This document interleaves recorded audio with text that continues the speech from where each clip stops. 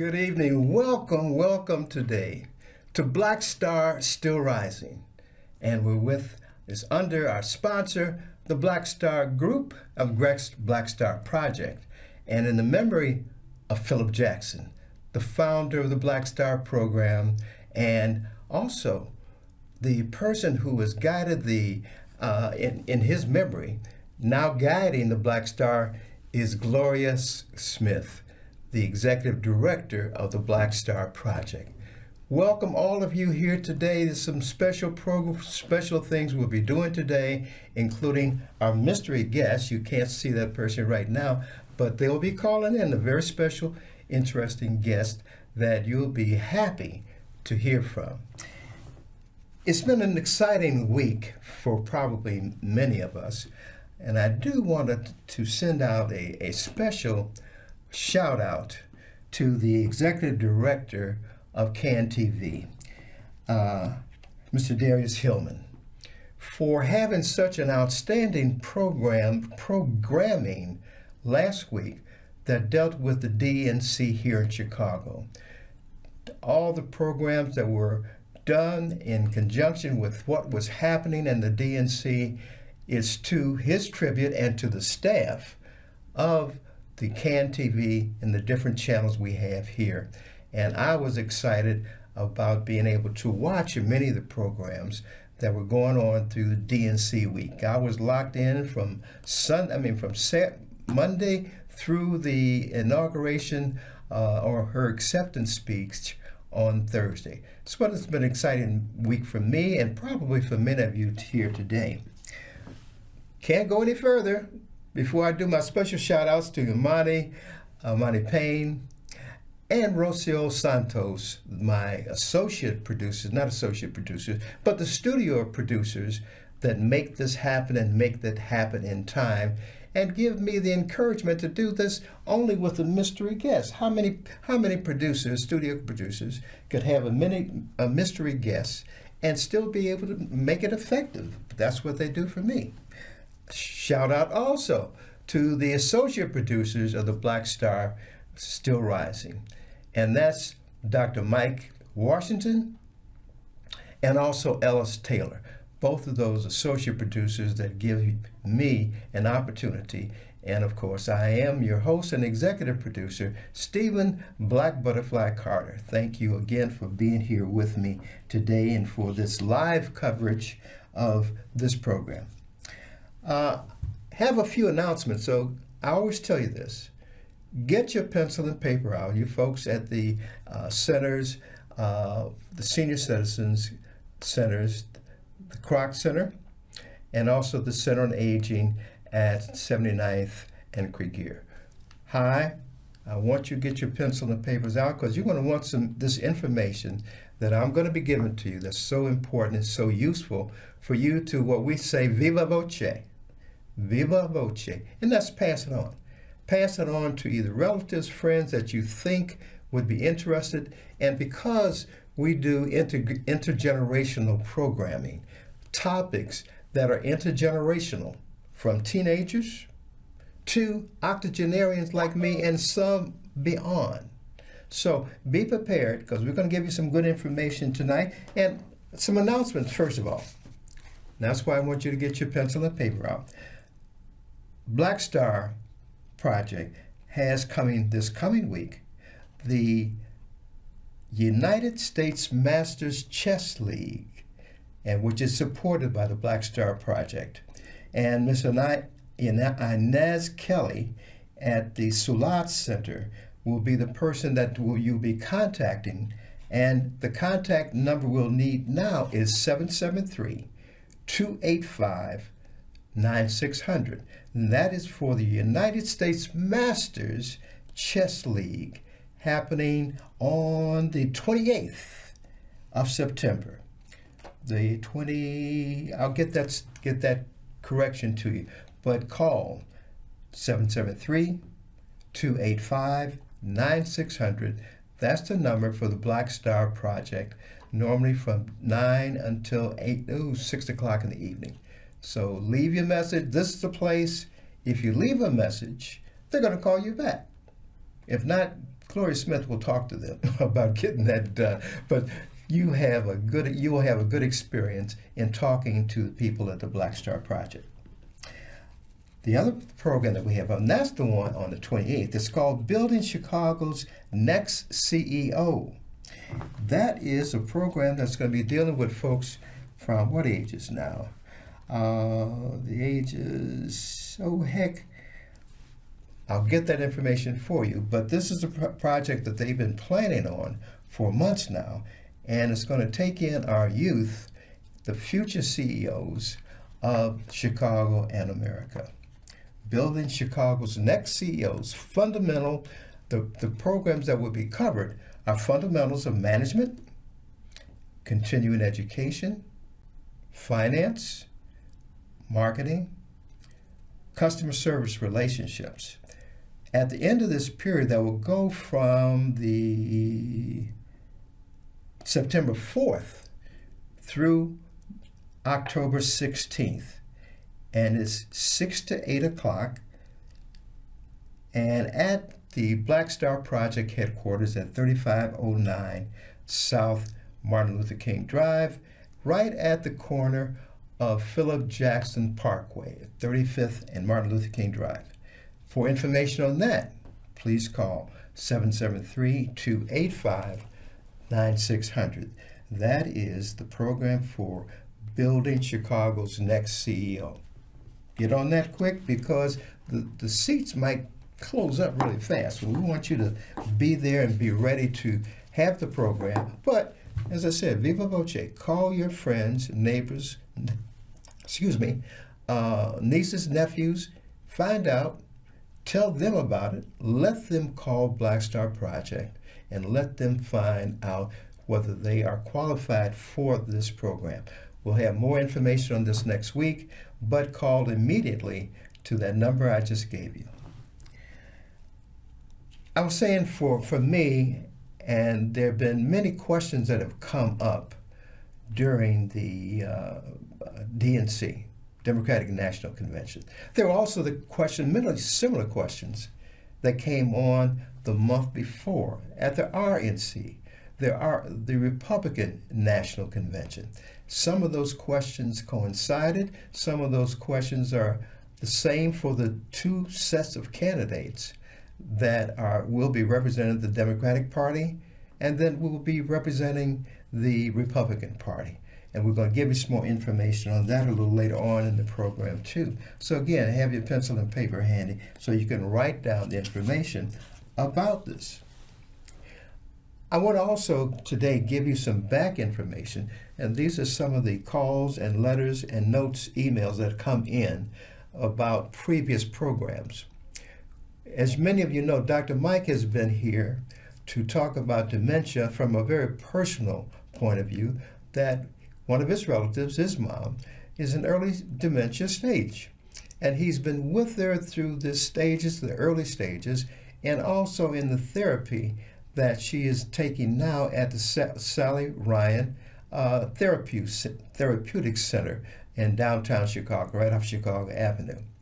But he had told us, and we had also brought a very special guest, and I'm going to show this to you too, because it was something that he was aware of and wanted to pass on to our viewers regarding dementia and early stage dementia.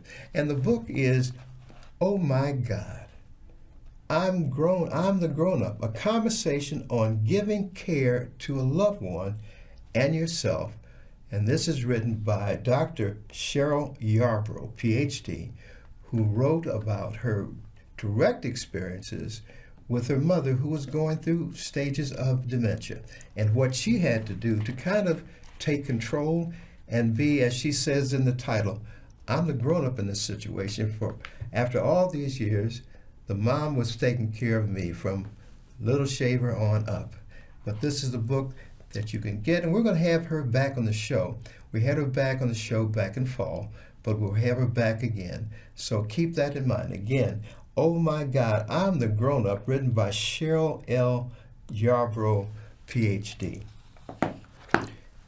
As always, something else that comes up, if you're looking for it, happen to get this out of the Chicago Life. It was in this week's magazine, a supplement to the New York Times, and there's programs in here about aging, Alzheimer's, and we have a number for a name of the institute to call, the Institute for Therapy, ITA, through arts, which is based at Evanston, Illinois. And what it talks about is that they will use music, art, in therapy for folks who are going through dementia. So again, keep that information in mind. Call here, my number, at 312-662-3106 for more information about this program that was in the supplement section of the New York Times this past week. Let me say this also, and this is for, I belong to a literary club, a book club, that is started by Sandra McCullum. And she's had some great books that we've talked about over the past few months.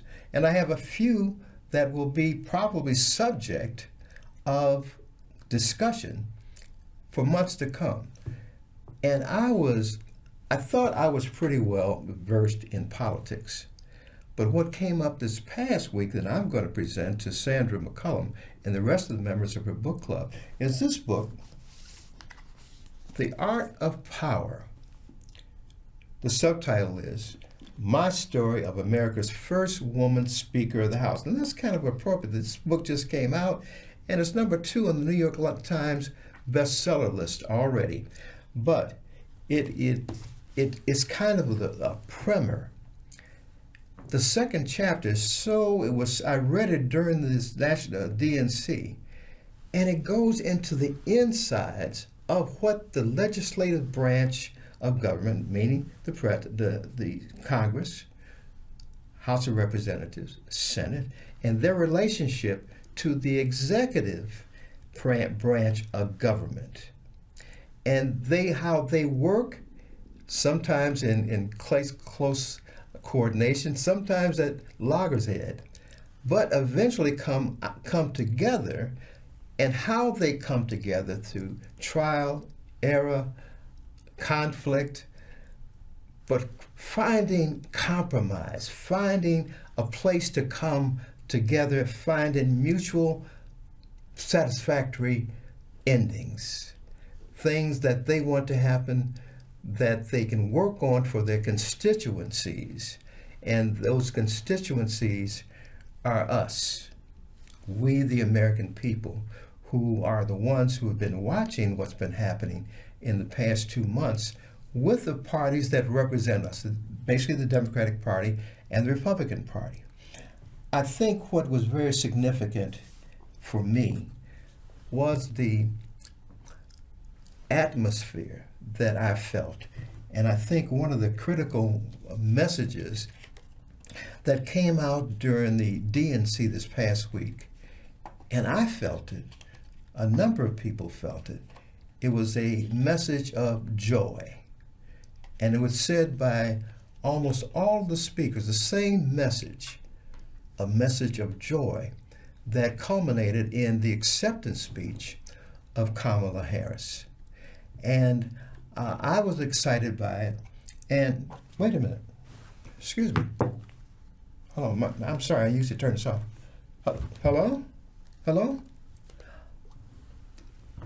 Vice President Harris, how are you? Thank you for coming on the program again today. You were with us a couple of weeks ago. I'm glad you are here. And I do need for you to tell us, so I can pass on to our audience, what you talked about. What was the joy that you, and the message of joy that we felt during the convention? You talked about, yes, engagement. You talked about engaging rather than watching, that to become a part of government rather than a witness to government. Is that correct? Yes. Okay. And that the fulfillment that one gets out of being involved and engaged. And this leads, can I tell you this? Yes. Yes, Ms. Vice President. Yeah, one of the people that called in on this were two of the participants in a family reunion, the Harris family reunion, and that was Sean. It was Sean and his wife that put this question to you, and they asked, "What can they do?" Young Americans in their early 30s, what is their part in preparing or doing something to get them familiar, aware of how they can engage in the electoral process, in knowing what the electoral process is and being a part of it. And as Sean, who happens to be my alpha brother, he and I were talking about how do you get engaged? How do you be a part of making history rather than just an observer of history? And history is being made now, one way or the other. History is being made that you will see evolving over the next 2.5 or 75 days. Is that correct? Next 72 days? Yes, I think next 72 days. I'll pass this on to our audience, Madam Vice President. And they will be listening to this. They will be hearing about how to be engaged. Because one of the things that Sean mentioned to me was that even though the Divine Nine cannot be involved politically directly, certainly everybody, the Divine Nine members, Alpha, Delta, AKA, why can I miss AKA, especially Kamala, would be, I would be amiss if I didn't talk about that, right? Okay.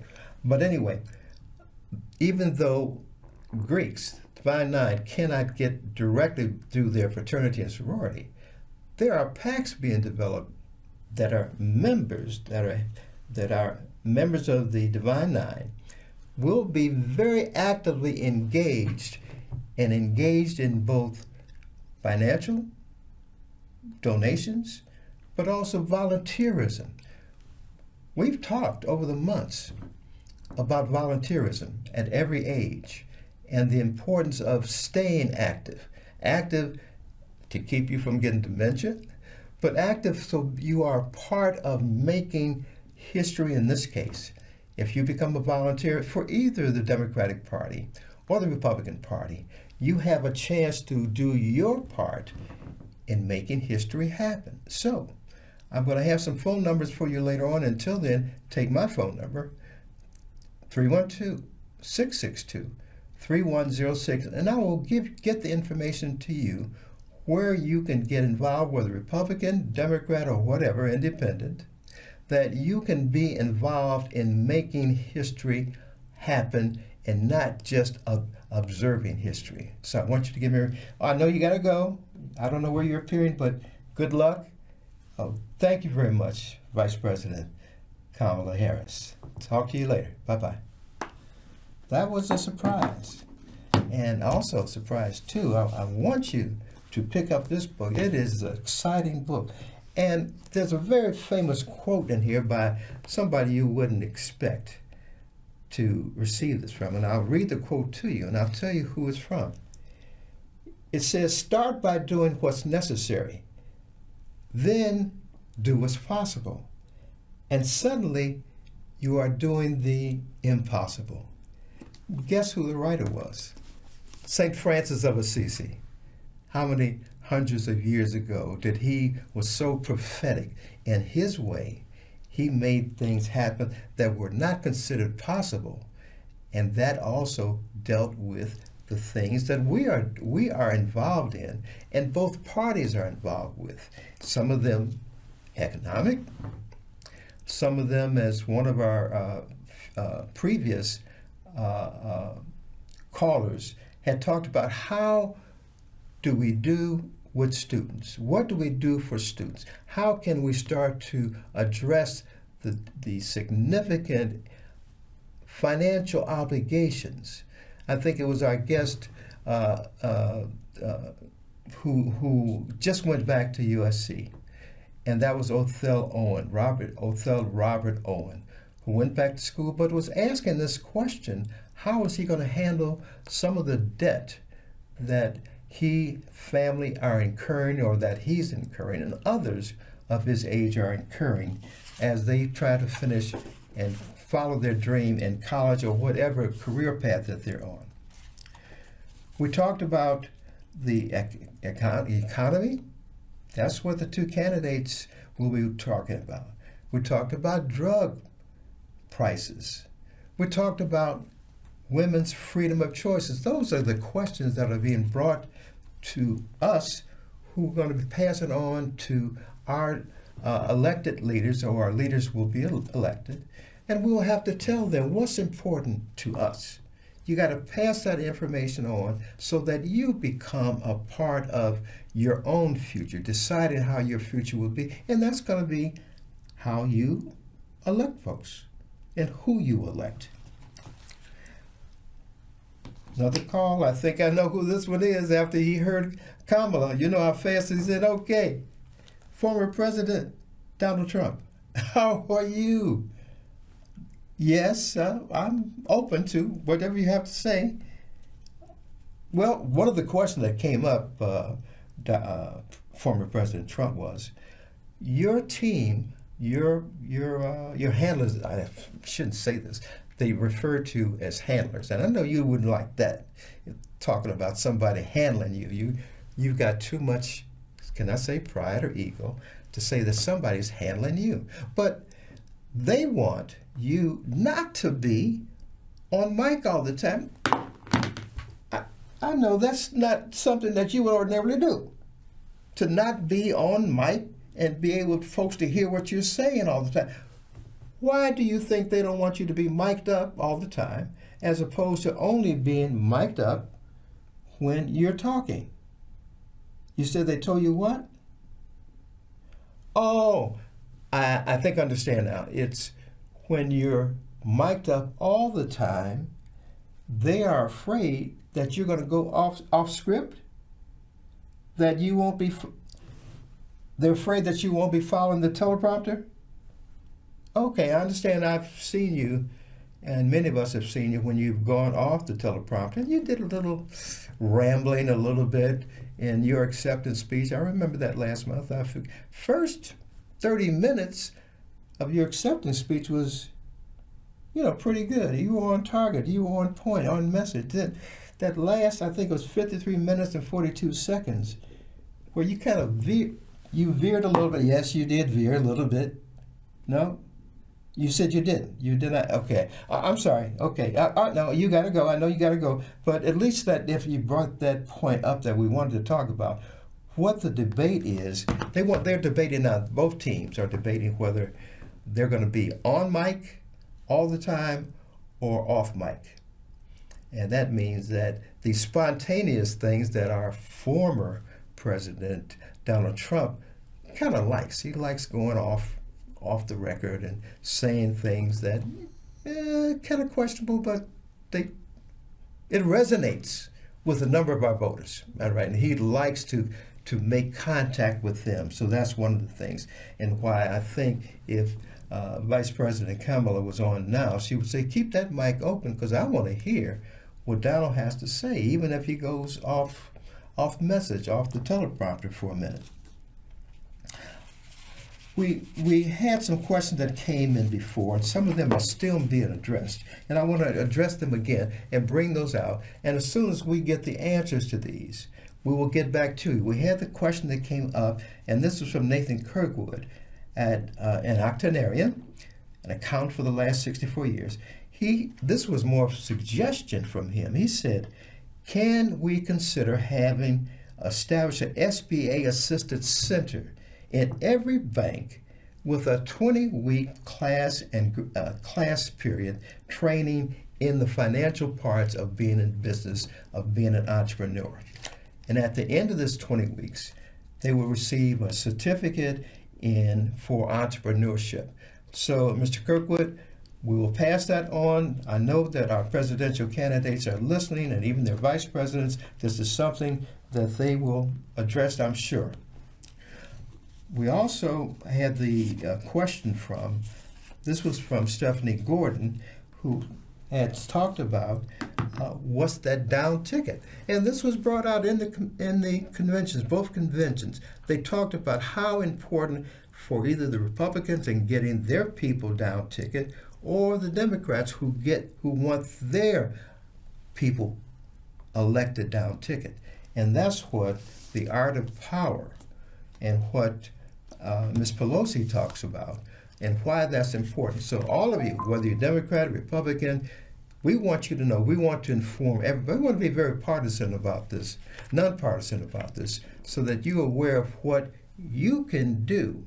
And it's not just voting for the top of the ticket, the president and the vice president. It's also for talking about what senators, the House of Representatives, those people that represent you. You have to be a part of and engaged in getting them elected, but more importantly, finding out what their positions are and telling them what your position is so that they can act on these things. You have to pass that information on, and it's not just sitting back and watching the world go by and world pass by.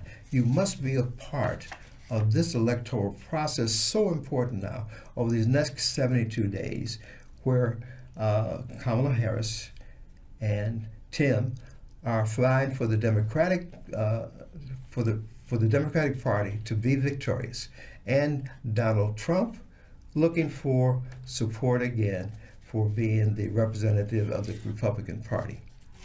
We had one other question that came from one of our people, and before that, we need to mention something that the esteemed writer Maya Angelou said that we must consider as we're considering this. She said, when someone shows you who they are, believe them the first time. I repeat that. When someone shows you who they are, believe them the first time. Whether they're talking about their engagement if something happened in Times Square, or if they were engaged in some activity that would get them indicted 34 times. But thank you so much. We are wrapping up. Thank you for your time here today. Call me, 312-662-3106. If I can provide you more information that you can use being informed in your selection for President and Vice President of the United States of America. Thank you again. Stephen Carter, Black Butterfly, is here with you tonight.